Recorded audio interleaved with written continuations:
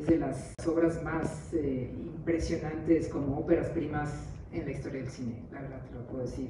Cuéntame un poco de cómo fue este largo camino para llegar ahí. Pues mira, en primer lugar, creo que hay una persona que ya falleció, que es un gran amigo mío, que se llama Pelayo Gutiérrez, que estudié con él, fue mi primer amigo desde los 4 años. A los 5 años nos encontramos en la oficina del prefecto, el prefecto que se llama el profesor de la cagada. Le decíamos el profesor de la cagada, evidentemente. Pelayo y yo me encuentro con un chico con lentes así enormes, con sus ojos alterados, y nos castigaron a los dos. De ahí nos hicimos amigos, y bueno, finalmente él estudió cine en la Ibero, yo también, junto con Martín Hernández. Él empezó a dirigir, él fue el que me introdujo a todo el mundo del cine. Su tío José Díaz tiene una productora cinematográfica que se llama cine de ficheras, cine realmente por muy poco dinero, pero lo exportaban a Estados Unidos en aquel entonces, estoy hablando a principios de los 80, donde había un mercado brutal de todos los migrantes, y lo vendían y hacían mucho dinero, y Pelayo tenía 17, 18 años, trabajaba con él, y entonces yo le decía que yo quería trabajar, y había un productor que se apellidaba Cherem, y le dijo, oye, tío, pues un amigo mío quiere trabajar, y Cherem dijo, pues el que no tenga familia cinematográfica, que se la busque. Esa fue la respuesta que recibí a los 18 años. Dije, bueno, pues tendré que crear mi familia cinematográfica. Y a eso me dediqué. Y hablo de esto porque es verdad, porque me da risa siempre esa respuesta, que era como algo que nos daba mucha risa de cómo trataba, había como ese gremio muy cerrado de los sindicatos y de la cosa. Y bueno, Pelayo dirigió su primer cortometraje, yo era su asistente de dirección, Martín era el del boom, diseñando el sonido, yo hice la música. Y ahí empezamos, y Pelayo y yo escribimos primero una serie de televisión que nunca se aceptó, se llamó Tras del Dinero. Y luego fue Pelayo quien me presentó a Guillermo Arriaga. Y Guillermo Arriaga y yo fuimos a comer con Pelayo. Y a partir de ahí, Pelayo como que vio esa relación posible. Entonces el culpable, el cupido fue ahí. Y a partir de ahí, Guillermo y yo empezamos a hacer una muy buena relación y empezamos a planear el hacer algo. Empezamos a platicar de 11 posibles historias. Habíamos tenido como referencia Shortcuts de Carver, de la novela de Carver, hecha por Robert Altman, que es una película maravillosa, donde hay estas historias que se entrelazan de vez en cuando, de la literatura de Carver, que es de mis escritores favoritos. Ahí estaba también otra película que se llama Before the Rain, una película yugoslava. Estaba también esta película de Wayne Wang que se llamaba Smoke in the Face, creo. Había varias películas, y obviamente estaba Pulp Fiction, había muchas películas. Mi padre, la primera película que me llevó a ver fue Rashomon de Kurosawa, que me impresionó mucho su estructura. Hablábamos mucho de esta posibilidad de estructuras y del mosaico. Y hicimos un ejercicio de 11 historias donde todo estaba conectado a través de un incendio en la Ciudad de México. Entonces había un incendio brutal en la Ciudad de México, y todas estas pequeñas cortos de historias, sí, muy similar a Shortcuts, se entrelazaban. Lo metimos al IMCINE, no nos aceptaron. Evidentemente dijeron, ¿quién es este güey? Yo tenía fama de director ¿cómo se llama?, de publicidad y ex-locutor de radio, no calificaba, no tenía licencia para dirigir, pero creo que eso fue lo que nos ayudó a salirnos por la izquierda, no pedir permiso. Y dijimos, bueno, entonces ahí Guillermo empezó a escribir este estupendo guión de Amores Perros, que se llamaba originalmente Perro Blanco, Perro Negro, y lo demás es historia. Trabajamos juntos 3 años, con una gran intensidad. Guillermo escribió 36 tratamientos. Bueno, no fueron totalmente diferentes, pero sí eran siempre revisiones y revisiones de exigencias. Acabó siendo un guión de 170 y tantas páginas, muy complejo. Pero esa fue un poco la historia de cómo se llegó finalmente a ese guión, con un trabajo extraordinario de Guillermo, que fue el fundamento para eso. Fue una tarea muy bonita de Manuel Taylor. Hay algunos que tuve la suerte, como Gael, por ejemplo, haciendo un comercial para WFM, que era la estación que yo trabajaba. Hice una campaña de cámara fija, unas viñetas muy extrañas. De hecho, hay unos comerciales que viste ahí en la instalación que en la película de Amores Perros, Gael y Humberto Bustos están ahí juntando el dinero y están viendo una televisión, y como no tenía dinero para poner nada, puse mis comerciales, pero son muy chistosos, eran muy estúpidos y con una cámara así, pero tenían un look muy interesante. Y ahí conocí a Gael, y me acuerdo que siempre cuento esta anécdota, que lo único que tenía que hacer Gael era estar abajo de una cama sentado viendo una pared, no había nada, era un comercial de 30 segundos de puro silencio con la fotografía de Rodrigo, la production design, la dirección de producción era de Brigitte Brock, que también es parte de la familia que trabajé los próximos 11 años con ella. O sea, toda esa familia fue mi familia 15 años. Antes de eso era también Brigitte, habíamos hecho millones de comerciales, entonces Gael lo único que tenía que estar así, pretendiendo como que estaba muy conmovido. Y bueno, se le mojaban los ojos de una forma maravillosa. Y al final la cámara hacía un horrible zoom, así, pica su cara, y luego hacía otro más feo zoom, así, ¡guau! En una pared rayada que decía WFM, ¿no? Era como muy cool. Pero yo estaba realmente muy impresionado con la cara de Gael. Decía Rodrigo, me acuerdo, porque lo iluminamos un poco con sidelight desde la ventana, y se parecía mucho al cuarto de Amores Perros. De hecho, inclusive el azul era de Amores Perros. De hecho, le dije a Brigitte, quiero ese azul en el cuarto de Gael, porque le quedaba muy bien a sus ojos violeta. Yo le decía a Rodrigo, oye, este güey tiene los ojos violeta, cabrón, como Elizabeth Taylor, y tiene cara de lobo. Y le digo, puta güey, se parece a Alain Delon, cabrón. Este güey es como andrógino, como que tiene una cara hermosísima, como, en fin, realmente me impactó a él con sus ojos verdes, su bocota y su narizota, y medio un bigote que apenas le salían 11 pelos aquí. Pero tiene una cara muy profunda y una mirada muy profunda. Y le dije a Rodrigo, y él lo puede decir, le dije, cuando haga una película me gustaría hacer una película con este chavo, si es que ha hecho. Y ahí estaba empezando con Guillermo a trabajar. Y evidentemente le llamé, yo no sabía nada, pero se resulta que sus papás son actores y estaba estudiando en Inglaterra actuación, ya lo demás es historia, pero hay un plano, dejé un plano en la instalación de Sueño Perro, en una de las salas, no sé si la viste, que es un momento donde seduce a Susana y traiciona a su hermano, comete el pecado, y hay un momento donde hay un plano cerrado donde él aparece a cámara y se le queda viendo a Susana con esos ojos totalmente absorbidos de sensualidad, de amor, ternura, pecado, tremendo. O sea, es una mirada que es muy fuerte, o sea, y de una inocencia y al mismo tiempo diabólica. O sea, es como un ángel diabólico, y eso me gustó. Entonces, eso fue una parte, esa sí estuve muy seguro desde un principio. Emilio Echeverría, siempre cuento que en paz descanse, uno de los mejores actores que he trabajado en mi vida. Daniel Jiménez Cacho dirigía una obra en los 80s que se llamaba Los Perdedores. ¿Quién escribió? ¿Quién escribió? Si alguien se acuerda. Pero bueno, era una historia de un personaje en el Poliforum, y estaba Emilio sentado pintando un billboard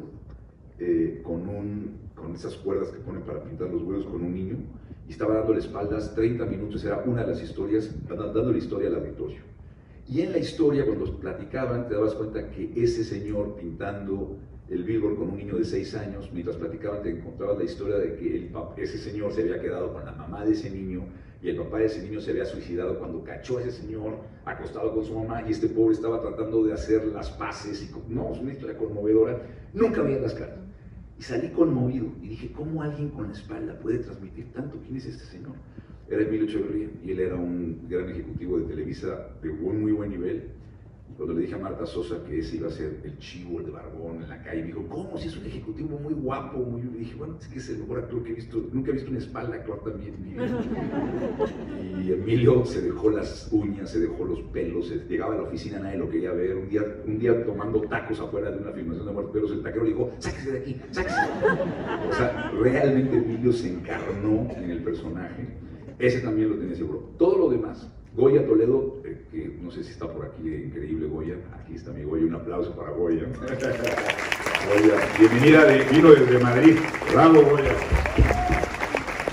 Goya mandó hicimos una llamada, me mandó una entrevista profundísima, un tape de ella, quién era, qué hacía, me impactó su honestidad, su belleza, todo, su profundidad. Pero fueron esos actores. Y luego Manuel Tell, que es un gran director de casting, hizo un trabajo increíble buscando todos y cada una de las personas a lo largo de México en compañías de teatro, y buscó en las calles, o sea, realmente muchos de los actores eran muchos sus primeras películas. Vanessa Bauche era ya la actriz súper veterana, tenía 27 años, Vanessa había hecho 4 güey, y todos decíamos, ahí viene la actriz, güey, ahí viene la actriz, era como, guau, era la chavita, pero había hecho ya muchas películas, todos los demás éramos novatos. Pero muchos de los demás actores eran muchos la primera, y todos compartíamos esa adrenalina de lo primero, pero quiero darle crédito a Manuel, que encontró pues, desde Gustavo Sánchez Parra hasta Humberto Bustos, a mucha gente. Fue bien difícil. Hubo una persona clave que se llama Larry Casanova, y Larry Casanova fue la persona que él es profesional en adiestrar animales. Y encontrar la forma en que las peleas de perros fueran naturales. No quería hacer algo Disney, ya sabes, no quería, y también quería que hubiera momentos de mucha honestidad, y Larry fue quien, uno, exigió que Emilio Echeverría conviviera 3 meses con los perros. Los perros de Emilio en realidad eran sus perros. O sea, llegaba Emilio y lloraba, se iba Emilio y lloraba, o sea, le lamían los pies, la cara, o sea, así. Y cuando veías a Emilio en la calle con los perros, la gente decía, este es un pordiosero, o sea, increíble. Y luego, pues los perros de pelea eran perros de pelea, como saben, en México todavía desafortunadamente sí hay muchas peleas. Fuimos a hacer research, o sea, investigar, terribles. O sea, las peleas de perros son algo, o sea, duran 3 horas y un perro está mordiendo el cuello a otro, el otro está llorando, la gente toma cerveza, oye cumbia, se cagan de risa. O sea, sí es muy fuerte. O sea, lo que hay en la película es nada comparado con la crueldad y el dolor que hay en las peleas de perros. Pero pues quería que hubiera algo de esa verdad, y lo logramos, creo que con una técnica que Larry encontró bellísima, que es, los perros estaban muy fuertes, salvajes, pero se les amarró el hocico con cuerda de pescar invisible. Entonces, obviamente cuando lo estaban agarrando, pues había la cámara de Rodrigo, se movía de un lado a otro y ves los perros con las bocas y las salivas y todo. Y cuando se encuentran, siempre hay un momento de encuentro, pero están con la boca cerrada, pero el encuentro es tan fuerte que es que con el audio y el choque y el sonido, es la magia del cine. O sea, es un efecto de audio y de choque. Y están haciendo judo en realidad, pero sí el efecto es muy fuerte. Y aquí, como una anécdota para darle crédito a Gustavo Sánchez Parra, cuando él tenía fobia a los perros, no podía ver un perro, y luego tuvo que entrenar con perros de pelea, y ese perro güero que agarra y lo agarra del pescuezo, el perro se le fue una vez en plena filmación, lo tengo filmado, ahí está en Sueño Perro. Dejé mucho material en Sueño Perro que nunca salió evidentemente como este, y el perro se le voltea con el cuello y le quiere agarrar, y lo tuvo que subir a la pared, y lo llegaron a agarrar. Era un perro, era un león, o sea, literalmente ese perro te puede matar. Entonces, pero bueno, un crédito de él, que tuvo como actor que sobrepasar ese miedo y ser el malo de los perros. Pero bueno, el crédito es de Larry Casanova, que tuvo un rigor tremendo.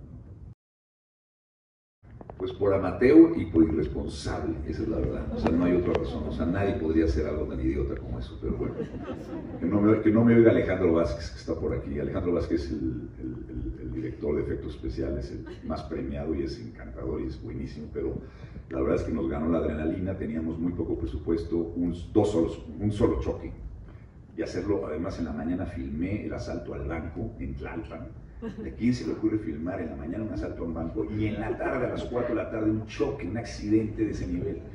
Entonces, bueno, no tenía dinero. Carlos Hidalgo, mi asistente de dirección, aquí está. Carlos, tú no vas a dejar mentir. Tú fuiste el culpable de ese plan. Un aplauso a Carlos, acaba de llegar. Llegaste a tiempo, Carlos. Llegó a tiempo, Carlitos, para que le eche la culpa. Pero bueno, ese plan fue muy malo porque no teníamos dinero, no teníamos tiempo, y llegamos, y era Juan Escutia, el restaurante donde el Chivo ve a este señor pintándole el cuerno a su esposa, Salinas, se llamaba El Nuevo Mundo. Y llegamos, teníamos 9 cámaras que posicionar, Rodrigo y yo, y llegamos tardísimo. Empezamos a posicionar las cámaras en la azotea, adentro del restaurante, adentro de un basurero, enfrente del coche, atrás del coche, una cámara montada en el coche de Valeria, otra cámara atrás del coche de Gael. O sea, eran muchos puntos de vista. 9 cámaras en un solo accidente, y se nos estaba yendo el sol. Y recuerdo que haciendo ejercicios, Gerardo Moreno, que era el stunt coordinator, increíble, no sé si está Gerardo por aquí, no creo, pero mañana lo vamos a ver. Pero Gerardo estaba haciendo ensayos con Alejandro Vázquez. El coche de Valeria, el personaje, que era un Sentra, que era un coche de Rosada Noguera, que era mi asistente. se lo compramos muy barato que le iba a vender. Estaba con un, era automático, ¿no? Había un maniquí y iba a ser automático echado a andar. Ahí viste ayer que puse la cámara desde el principio en la pizarra y están los staffs atrás del coche y avientan el coche. Eso lo pueden ver en la instalación, estoy encuerado ahí. Y sale este cochecito eléctrico y antes de eso además las cámaras empezaron a fallar. Carlos Hidalgo gritando por todos lados, todo el mundo aterrado, Rodrigo y yo corriendo de cámara en cámara poniéndolos cada uno de los ángulos. Rodrigo Prieto es el hombre más tranquilo del universo. O sea, no hay nadie que yo haya conocido que en crisis siempre está sereno y magnánimo.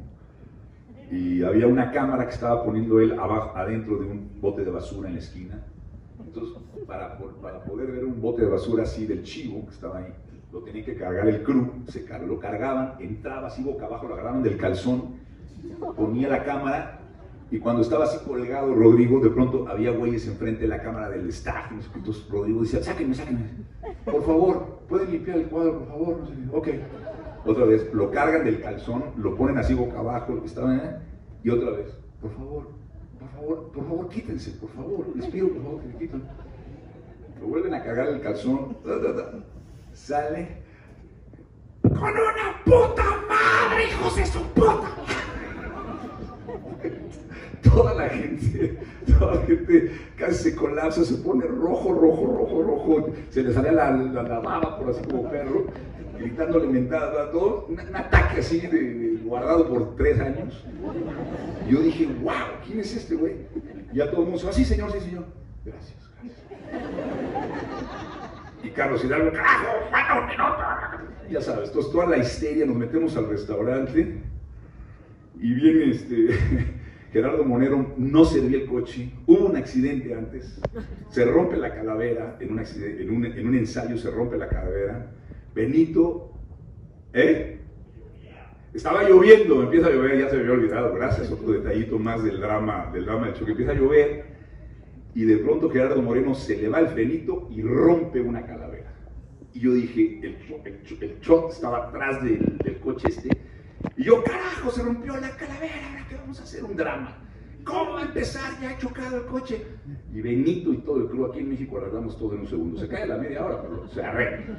Y Benito y todo, y ahora, ¿te acuerdas? Y empezaron a moldear el coche, se arregló, o sea, en 3 minutos, o sea, una cosa impresionante. Pegaron los plásticos, no sé qué.